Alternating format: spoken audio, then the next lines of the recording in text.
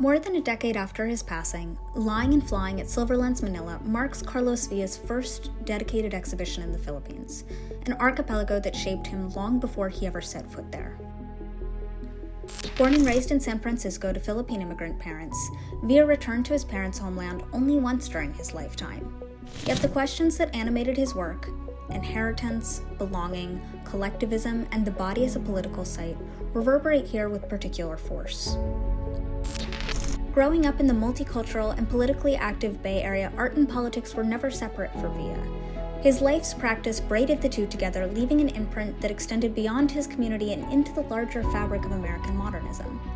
He taught, organized, made things, gathered people. Villa influenced generations, shifting ground not only through what he made and the hundreds he mentored, but also through how he moved in the world. Friends of Villa will tell you that his relationships were inseparable from his art. His way of being with others was the art itself. Western art history often frames this orientation as radical, cycling through labels such as participatory or social practice. In an American context that prizes individualism, such work has often been celebrated as a break from the myth that every man is an island. Yet in much of Southeast Asia, including the Philippines, collectivity is not a rupture but a foundation. Islands exist only in relation. Seen from this perspective, Villa's emphasis on community reads less as an avant-garde strategy and more as inheritance, a way of life folded naturally into artistic production. The works in Lying and Flying, like the artist's larger practice, masquerade as messy, but this is only a cartomancer's bluff. Wait a moment and an architecture emerges, a cunning grid that ripples rather than locks into place. Villa understood composition as an organism, both organic and organized, a living system capable of holding contradiction without collapse. That fluid intelligence is already evident in his early works on paper. Villa's most recognizable motif, the coiling slinky form, appears throughout a group of drawings in looping technicolored lines. What begins as a simple spiral becomes a charged ribbon of energy, a personal glyph. The form rolls through many of his major works of the 1970s, from tattoo self-portraits to ceremonial capes.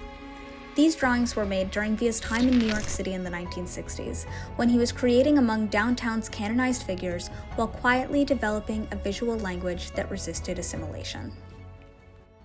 The exhibition is anchored by a group of large-scale 1980s body print paintings on unstretched canvas. Villa inked his naked form and pressed it directly onto the fabric. Face, hands, limbs, torso. The gesture is direct, even blunt. A brown body marks space, refusing erasure. Years after his death, Villa still stands in the room. The mural-scale painting Excavation stages a push and pull between bodily presence and protection. Here, Villa's corporeal prints are camouflaged by cutout-like painted motifs. The blotchy shapes nod to the French bohemian artist Henri Matisse, one of Villa's many influences. Simultaneously, they adopt the visual logic of American military camouflage.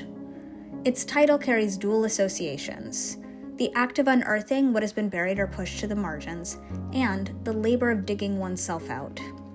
Whatever Villa's precise intent, the word excavation is anything but passive. In Untitled Body Prints on Orange, the armature conjures a quilt's patchwork, extending Villa's negotiation between so-called fine art and craft traditions. Across this structure, his swirling body prints gather momentum, airborne in full-volume red, blue, and green.